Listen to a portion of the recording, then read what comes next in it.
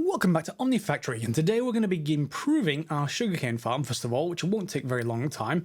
I've just enclosed it just because I was too lazy to really build this separately. I'm going to move it later, but for now, we're going to just deploy a little bit of redstone next to each one of these pieces of sand. Because they're not going to be sand for long, I got one of the commenters' name of Tuxerial, who said, yes, you can actually get them to grow faster. And we need to do a couple of things. First of all, we need to craft a new kind of block. I've crafted one, but I'm going to craft another one now, which is snad. So we need to create 2 blocks of double compressed sand. These each are 9, so each of these are 81 blocks of sand. And then we just put 2 of them above another, and we get 2 blocks of snad. Snad is just like sand, no difference apart from 2 things. One, things grow on at double speed, but you'd think, hey, if it was just double speed, you could just use 2 times as much sand and you wouldn't have to use 81 sand. Well, yes, that's actually true. However, it has another really good benefit. The other benefit of snad is that you can trigger it to grow whenever you like. So in our case, we're going to put down some snad. It'll look identical, but it won't work identical. If we put down some sugar canes, you could just leave that and it will grow twice as fast. We're not going to leave that. We're going to put down a timer. The timer can go right here, and we'll interface with all of these redstone blocks, or redstone trail if you like, on the floor, and we can set our timer to really low, let's say 5. So that should start things growing, and as soon as it grows one more block, yep, it pushes them all sometimes over into the water, and that can go around. Now we don't have any vacuum blocks as yet, so that'll have to do. But that by itself, it just causes these things to grow really quite fast. And we don't need huge amounts just yet, but we will do soon, so we may as well just let it start growing. And it'll start popping up in here, of course, and then can go convert over into circuits. So please do that, at least. And then if we upgrade to using something like a farming station, etc., stuff like that, then we're fine. But for the moment, for the start, we're just going to use snad. Now, we're also going to need to go and make circuits, and lots of circuits. So I need to just grab a few things. I think I put some, yes, I did. I'm just going to get some red alloy ingots and put that in the wire mill. Let's just get the copper out of here, because we're going to need more red alloy cable. Am I misremembering? Red alloy cable? Wire mill, red alloy ingot. Yes, go. Are you out of power? Oh, it's just, nah, never mind. Just had a glitch on the actual progress bar. It was producing copper, which is perfectly fine. And of course, we're going to convert this over into cable via using rubber sheets. And the rubber sheets, we can just grab a stack of resin, and that will compress. I already had a stack of resin. That will compress just fine in my inventory. And we'll just convert these over. So let's just take 22 of you. And 22 or 21 of you, but 22 of you will be fine. And that'll be enough for, like, 7 or 8 circuits or so. Yep, there we go. So 22 of those. I think it's 3 per circuit, at least until we get to using the new apparatus, which is much better at circuits, but we've got to do other things first. So red alloy cable, primitive circuits. We've got 10. We're going to be needing 12 of them. And we're going to need some of those diodes we crafted. And we'll be making primitive processors. Why? Well, because we need to make the Pyrolyze Oven. It's over down here on the right-hand side, and it's a wood conversion process, or the start of the wood conversion process into other things like gas that we need. So we need all of this stuff first, and the expensive one is the Pyrolyze Oven itself. This requires quite a few things. First of all, a couple of electric pistons, an electric pump, some 4 copper nickel wire, some ULV machine hulls. They need machine casings, and they're entirely different from what we've already done. However, they are just iron, so there isn't much to actually worry about there. So we do need to just get these processors done first, and they of course each need red alloy cable and diodes and wrought iron plates. We've got all the components together. ULV machine hull, 3 primitive processors, gets us the Pyrolyze Oven itself. I've already gone and made the copper nickel coil blocks. They're the same things we've made before, and there's just lots of them. And you're going to need a lot of copper and nickel to actually get that going, but we have it going, so that can go just in here for now. Both of those are ready. They should be picked up in the quest. They are. And the rest are also going to require huge amounts of resources and lots of iron, basically. The ultra low voltage machine casings, they are going to need, yeah, the iron plates. They're going to need 96 iron plates to be exact, I think. And let me just get the rest of these out, because we're going to be using these wrought iron plates in a second, because we need to make regular low voltage machine casings before we carry on with the rest. So let's just dump the rest in there and grab these. These can be turned into, is it machine casings we need for these? It's the hatches and buses. So a bus, let's have a look. Input bus low voltage, it's the one we want. No, maybe not. Then maybe that one. LV machine hulls. So yeah, it's the second component. Not the machine casings, the machine hulls. So for this, we're going to need 55 wrought iron plates, because we have to convert 5 of these first, the machine casings, and that takes an awful lot of stuff. And then we also need to take those and convert them over into machine hulls. So that takes up the rest, and we'll go up to 5 LV machine hulls. So that lets us make an input and output bus just with a couple of chests, which is easy enough to make. Let's just grab a couple of chests going there. Okay, 2 of them, and let's just make 1 of those. Input bus, and the other way around, output bus. They can go in the chest. And now we just need the hatches. So fluid input and output and energy input. So let's just see what they require. Hatch. Fluid input is just glass and output is just glass as well. And energy input needed a tin cable. I don't think I've got a tin cable spare, so I need to make an extra one, which shouldn't be troubling. I should have plenty of tin. Yeah, there we go. So tin cable, I just actually need to make that into a little bit of wire first. So let's just make a few.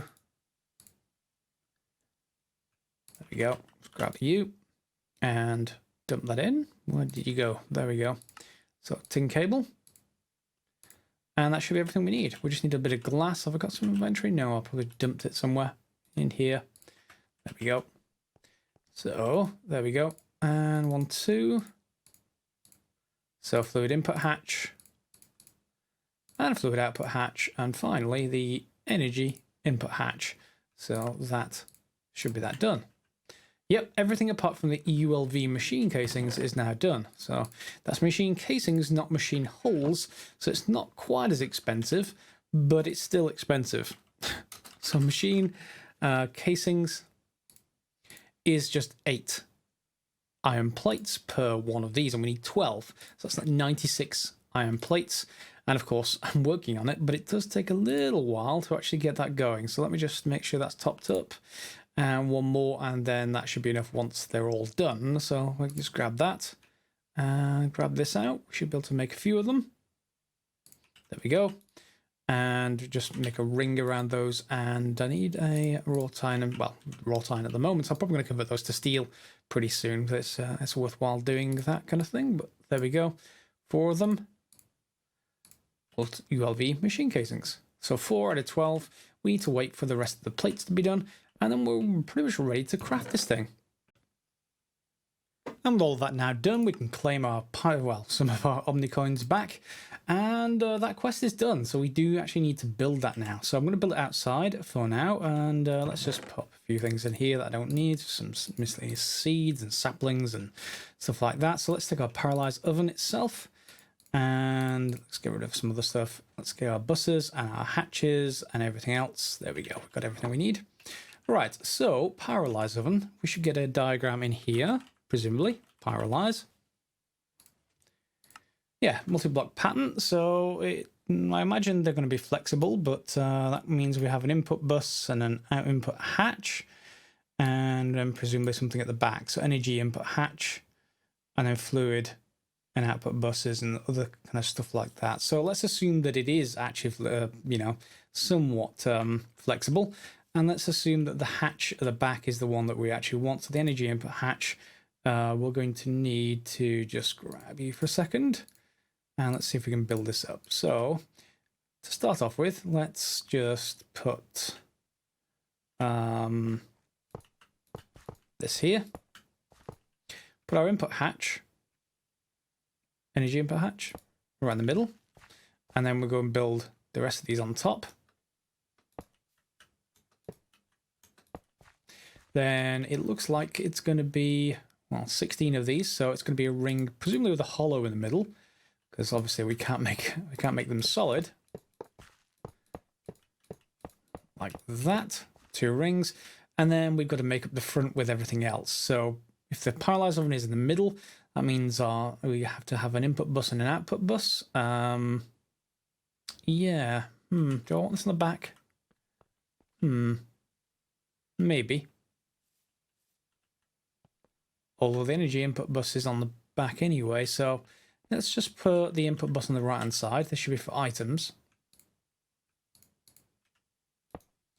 And then the output bus we can put on the left hand side. Then we just need to fill in the rest.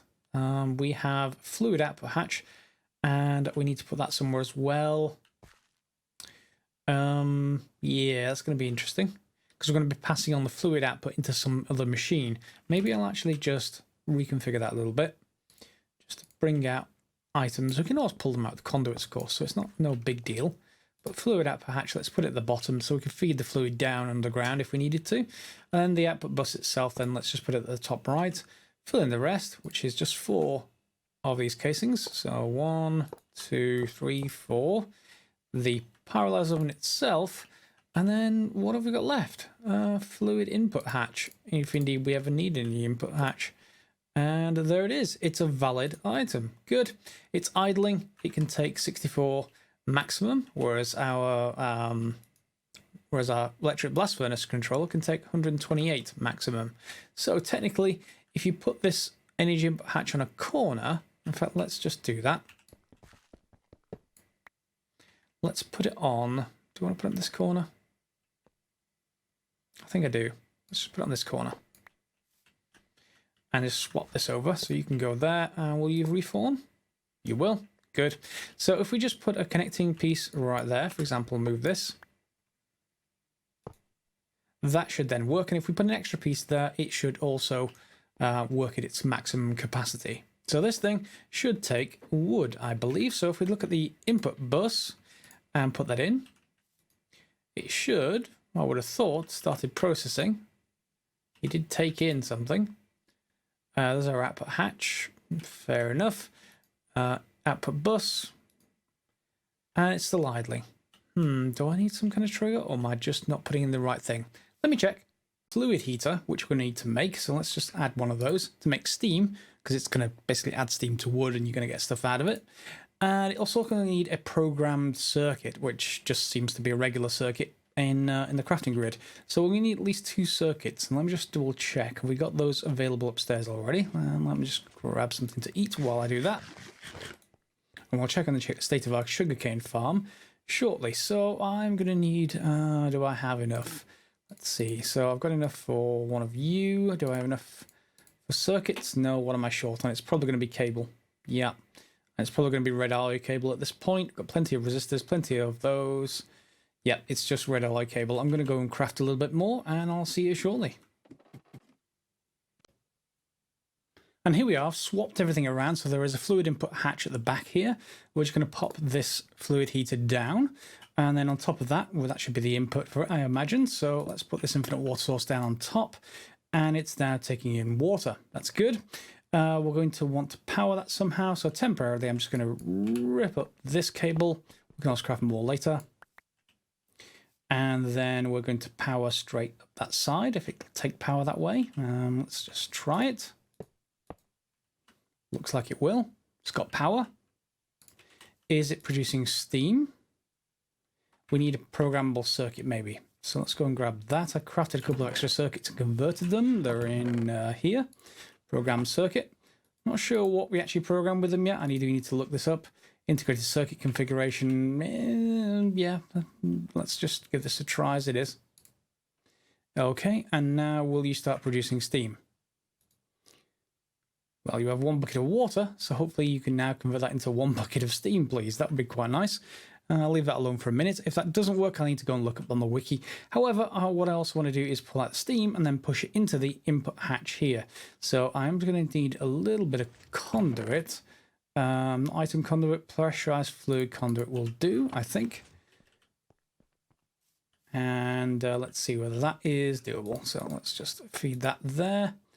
We can always active the extraction, and that should be always active there. And once this thing starts producing steam, then we'll be able to, hopefully, sort this out. So, yeah, let me just look at that up in the wiki. And it's actually in JEI. It does say that this needs to be set to 1, apparently. So let's just set it to 1 and let's see if that's any benefit. Yep, there it goes. So it's going to start producing steam, which is going to be pulled out and pushed straight into our Pyrolyze oven, which we can then put wood in there. Now, hopefully you're not going to be idling anymore. You're still idling. Why are you idling? You're powered. Why aren't you happy now? This should be happy. Unless it's waiting for enough steam to actually to really matter. No, that's the output hatch. So the input hatch should be receiving the steam, I would have hoped. Yeah, it's got steam, so that's not a problem. Oh, it also needs a program circuit. That's why. Pyrolyze oven. We actually need to choose what it's actually going to be outputting. So Pyrolyze, and let's just look at the uses for it. So here you can see, depending on what configuration we put this program circuit in, depending on what it's going to produce. So we have a choice of charcoal and creosote, charcoal and wood vinegar, wood gas, wood tar, byproducts, and phenol.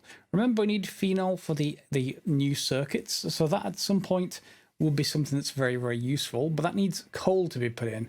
Right now, are we actually going to need that? Yeah, or we can use coal dust to turn into coal coke dust, or coal into coal coke, etc. Obviously, it's a better burn, but at the same time, you have to go and collect coal from somewhere. I don't think we can actually make coal as such. Loop Fabricator can make it with creepers. I suppose that makes sense. We can convert it back into coal dust, or just get it from coal ore. Yeah, so we can convert it any way we like, but we're not going to just get an infinite source of it quite easily. So for now, I guess we can just test this out just by, let's see, wood gas. What can we use wood gas for? That's going to go into ethylene. I like that because that is then a product that we can convert later on into hydrogen and polyethylene. Remember polyethylene? We needed it last episode. It's one of the components for transistors. So having that available is going to be good.